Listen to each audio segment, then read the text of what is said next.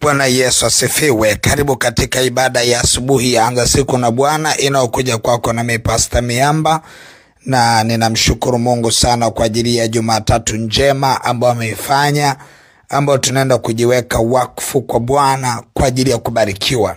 Sasa nisikilize kwa makini sana ya kwamba Mungu amekuwa akisema na sisi kama vile alivyosema na Musa, akamwambia waambie wana wa Israeli wajiweke wakfu kila mmoja na ndugu yake ili nipate kuwabariki leo. Na Mungu amesema nasi kwa habari ya kujiweka wakfu ili apate kutubariki wiki hii.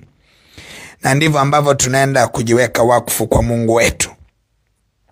Lakini Bwana akawa ananisemesha, hakukaa kimya, kwamba itakuwa ni wiki ya bubujiko la furaha. Wiki hii itakuwa ni wiki ya bubujiko la furaha. Kutakuwa na kicheko, kutakuwa kuna kicheko, lakini kutakuwa na kubarikiwa kwa amani. Kutakuwa kuna kubarikiwa kwa amani. Naziona baraka za amani. Na ndio maana unapoona kicheko ujue kwamba hapo pana nyakati mpya za amani. Kwa wiki hii tutaenda kushuhudia ndani ya mioyo yetu mambo yakitokea yanayotupa majira ya furaha, bubujiko, lakini udhihirisho wa imani, wa amani. Matendo ya Mitume ile sura ya 3 mstari wa 19 yanasema, tubuni basi mrejee ili dhambi zenu zifutwe, zipata kuja nyakati za kuburudishwa kwa kuwako kwake Bwana. Kuna nyakati ambazo Mungu huwa anaachilia bubujiko, huwa anaachilia bubujiko la furaha. Na ninaona kwamba wiki hii ni wiki ambayo tutaenda kuona bubujiko la furaha, lakini pia tutaona kicheko kitoka ndani ya maisha yetu, lakini tutaona kubarikiwa kwa amani, kubarikiwa kwa amani. Ninaona wiki hii mipango ya adui ikiwa inashindwa, lakini pia ninaona adui akishindwa kabisa kusogelea maisha yetu. Kwamba kuna mipango ambayo adui ameiweka juu yetu, hakuna hata mmoja utakaofanikiwa. Lakini pia kuna mipango adui anaishikilia ili aiachilie kwetu. Ile mipango kabla haijaiachilia, yeye atatangulia kuanguka na ile mipango yake. Ninasoma katika kile kitabu cha Ufunuo sura ya 12. Ufunuo sura ya 12. Ninasoma pale katika kile kitabu cha Ufunuo sura ya 12, nianze mstari wa 7. Biblia inasema, kulikuwa na vita mbinguni, Mikaeli na malaika zake wakapigana na yule joka. Yule joka naye akapigana nao pamoja na malaika zake, nao hawakushinda, wala mahali pao hapakuonekana tena mbinguni. Yule joka akatupwa, yule joka mkubwa, joka wa zamani, akatupwa, Ibilisi na Shetani audanganyaye ulimwengu wote. Akatupwa hata chini, na malaika zake wakatupwa pamoja naye. Nikasikia sauti mbinguni ikisema, sasa kumekuwa wokovu na nguvu na ufalme wa Mungu wetu na mamlaka yake Kristo wake, kwa maana ametupwa chini mshtaki wa ndugu zetu, yeye awashtakie mbele za Mungu mchana na usiku. Nao wakamshinda kwa damu ya mwana kondoo na kwa neno la ushuhuda wao, ambao hawakupenda maisha yao hata kufa. Ninaona ushindi huo, kwamba lile joka limeachiliwa. Yani tusikubali kupoteza ufahamu wa neno la Mungu ya kwamba katikati yetu tuna adui. Lakini Biblia inaeleza ya kwamba mpingeni adui naye atakaa mbali. Kwa ninaona ushindi, kwamba lile joka na uharibifu, anasema yule joka kwa maana Ibilisi, hatapata nafasi juu ya maisha yako. Sasa kama unaamini neno hili la unabii linaloachiliwa katika ibada hii, basi lipokee kwa kusema amina, kwa sababu kwa hakika yake mipango ya adui haitafanikiwa.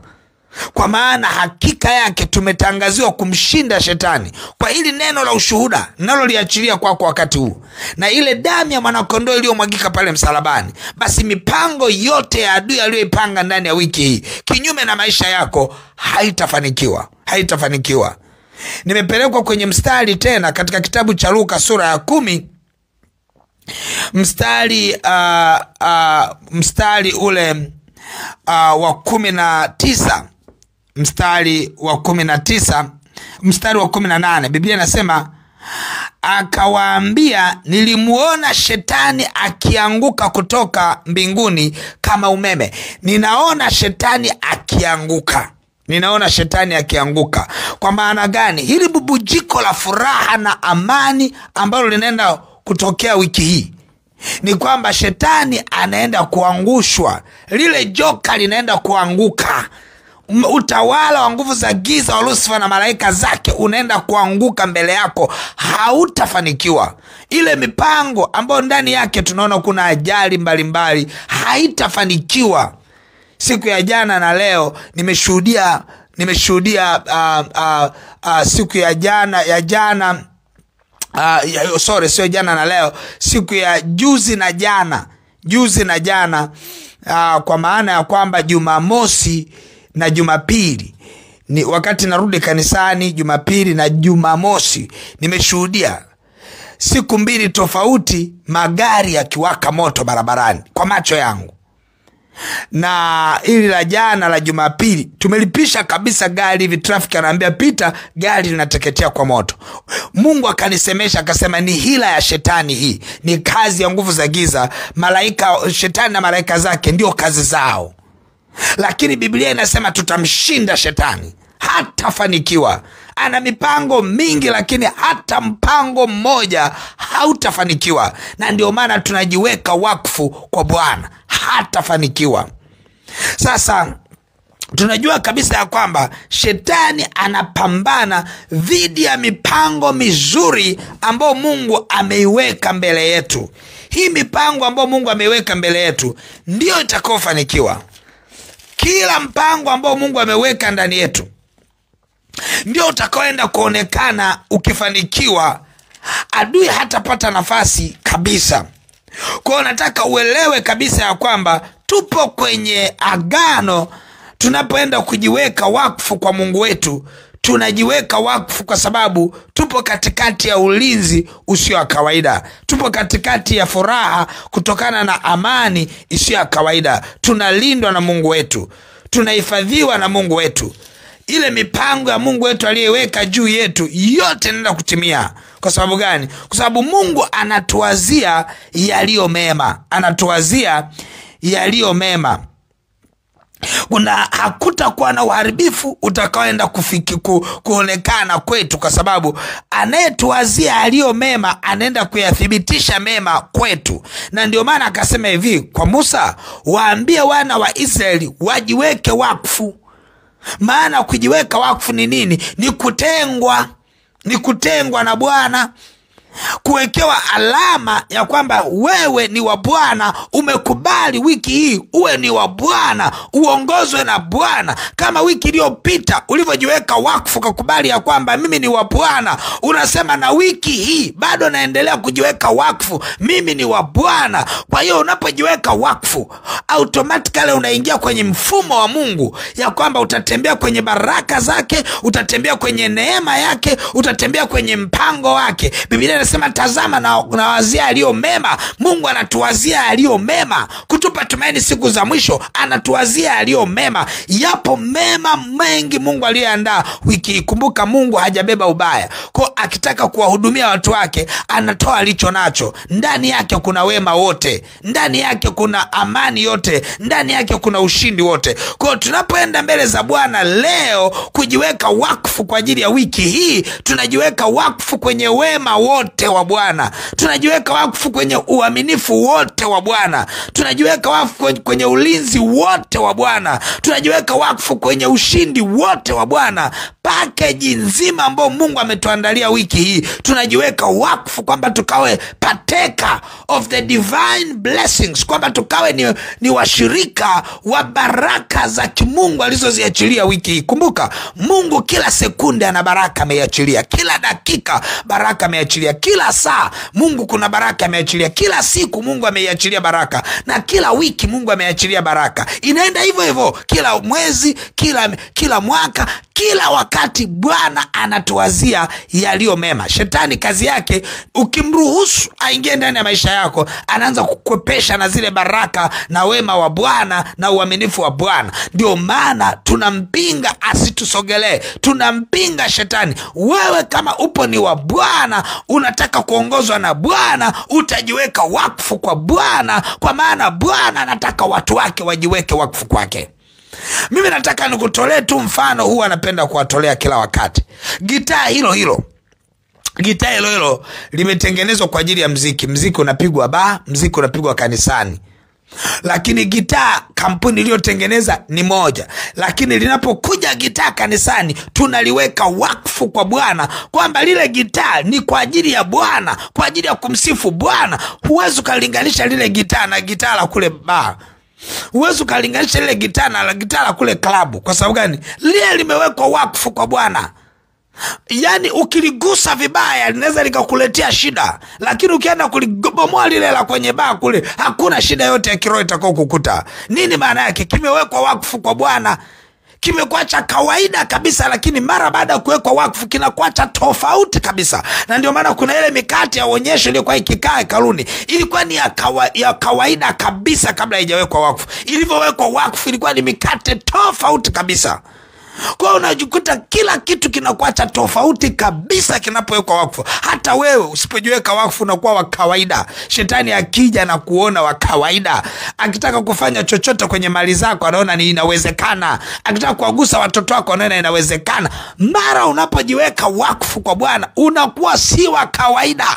Katika ulimwengu wa roho unakuwa si wa kawaida. Watoto wako wakionekana, shetani anajua hawa si wa kawaida. Mali zako, biashara zako zinakuwa si za kawaida, maana umejiweka wakfu kwa Bwana. Wewe sio yule wa kawaida. Kwa hiyo tunapoenda kujiweka wakfu kwa Mungu wetu, tunajiweka wakfu kwa ajili ya ulinzi wa kimungu.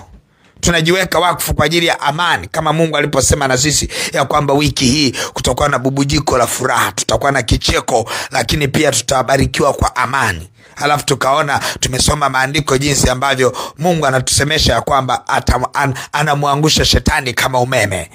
Halafu tumesoma pale kwenye kitabu cha Ufunuo vile ambavyo Mungu anaenda kutuachilia ushindi. Atamshinda shetani, na sisi tutamshinda shetani kwa uweza na kwa msaada wa Bwana, kwa neno la ushuhuda na kwa damu ya mwana-kondoo.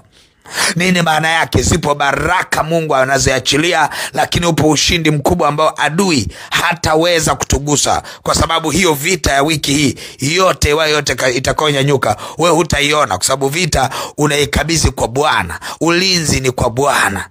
Unajua, huwa natoa mfano kwamba rais wa nchi anapokuwa kwenye ikulu yake, labda na safari ya kwenda sehemu, huwa haamki na kwanza kupiga simu kuuliza, hivi mmeshasafisha barabara? Hivi niambie polisi wameshakaa barabarani?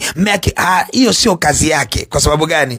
Ulinzi ni uko automatic. Yeye anaamka, wakati anaoga, wakati anajiandaa, anajipaka mafuta, huku sisi tumeshazuiliwa tusipite kwenye barabara atakaopita, kwa sababu ni ulinzi automatic.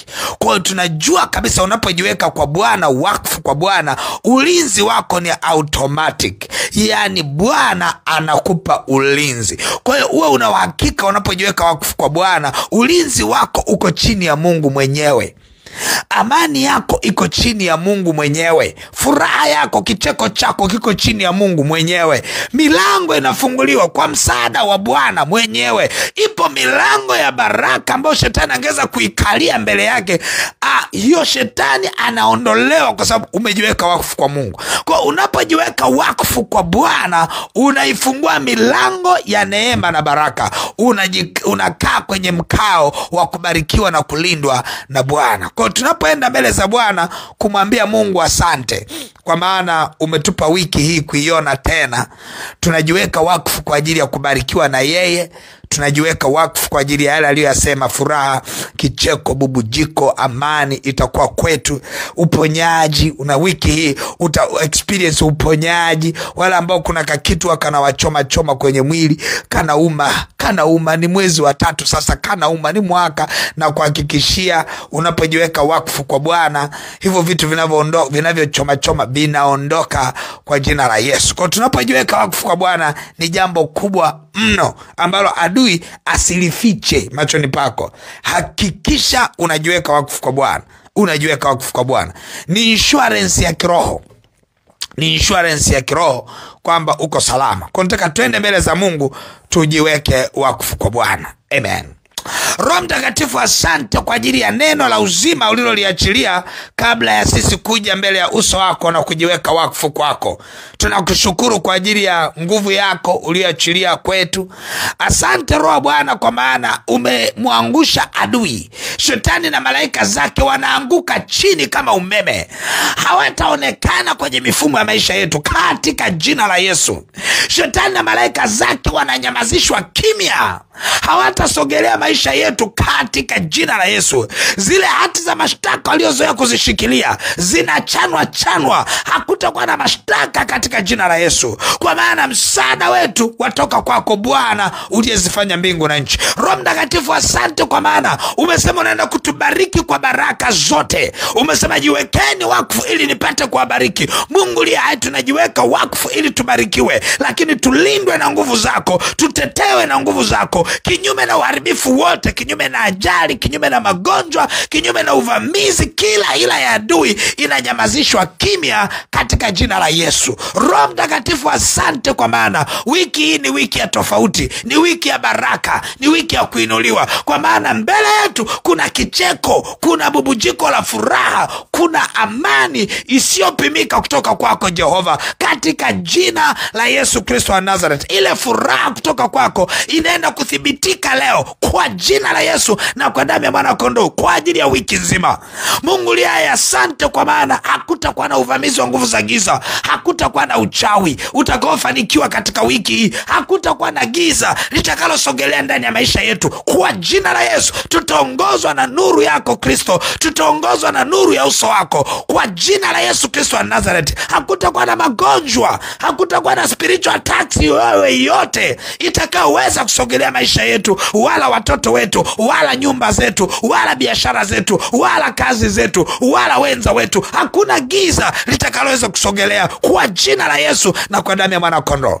Mungu liye hai, neno lako linasema wakati wengine wanataja magari, wengine wanataja farasi, sisi tunalitaja jina la Bwana wa majeshi. Tunajua kabisa hata upande wa giza wapo wanaojiweka wakfu kwenye giza lao, waongozwe na giza. Sisi tumejiweka wakfu tuongozwe na nuru, kwa maana nuru huishinda giza. Roho Mtakatifu, asante kwa maana kila atakaye kuja na silaha za giza kwenye mahali tunapofanyia kazi, kwenye biashara tunazofanya, kwenye nyumba tunazoishi, kila atakaye kuja na silaha ya giza ataangamizwa kwa moto wa Roho Mtakatifu katika jina la Yesu. Ile nuru itaenda kudhihirika na giza linaenda kutoweka kwa jina la Yesu na kwa damu ya mwana kondoo. Baba, asante kwa rehema na neema, asante kwa huruma zako. Sifa na heshima vyote ni vya kwako, ni katika jina la Yesu Kristo wa Nazareti. Amen. Mungu wangu akubariki sana. Mungu wangu akubariki sana. Basi utashika sadaka yako njema sana kwa ajili ya kwenda kujiweka wakfu kwa Mungu wetu. Tutajiweka wakfu na hiyo sadaka itakuwa kwa ajili yetu na watoto wetu na uzao wetu. Hiyo sadaka itakuwa kwa ajili ya mali zetu, kwa ajili ya nyumba zetu. Hiyo sadaka itakuwa ni kwa ajili ya afya zetu, afya za watoto wetu. Itakuwa ni kubarikiwa na kubarikiwa. Hiyo sadaka itaenda kunena yaliyo mema. Adui akikudanganya, akikwambia ishia tu kusikiliza ibada, usitoe sadaka, pambana, kwa sababu Biblia inaeleza kwa habari ya udanganyifu wa nguvu za giza. Utakudanganya kwamba wewe sikia tu ibada, endelea tu. Usikubali. Ukisikiliza ibada usipotoa sadaka, hujaikamilisha bado ibada ya kujiweka wakfu kwa Mungu. Kwa hiyo tutashika sadaka zetu, tutaenda kuachilia kwenye ile lipa namba M-Pesa ambayo ni 577876 au namba za mawasiliano 0713842123 au 0744982517. Shika sadaka ambayo we mwenyewe ina thamani kwako. Yani ukiona haina thamani kwako, usiitoe. Hakikisha unatoa kitu ambacho wewe ndani yako kina thamani. Unaona kabisa unamtolea Mungu kitu chenye thamani. Kwa sababu wiki hii anaachilia vitu ndani ya maisha yetu vya thamani. Kwa lazima na sisi tunavyoenda mbele za Bwana tumtolee vitu ambavyo ndani yako unaona ni cha thamani. Kwa sababu mwingine cha thamani inaweza kuwa ni $1, mwingine cha thamani inaweza kuwa ni $10. Tunatofautiana. Kwa hiyo wewe toa kile ambacho unaona hiki katika maisha yangu ni kitu cha thamani, ni sadaka ya thamani, ndio utakayoachilia kwa Bwana kutokana na vile ambavyo Mungu amekubariki. Mungu wangu akubariki sana, na uwe na wakati mwema na wiki ya ushindi. Amen.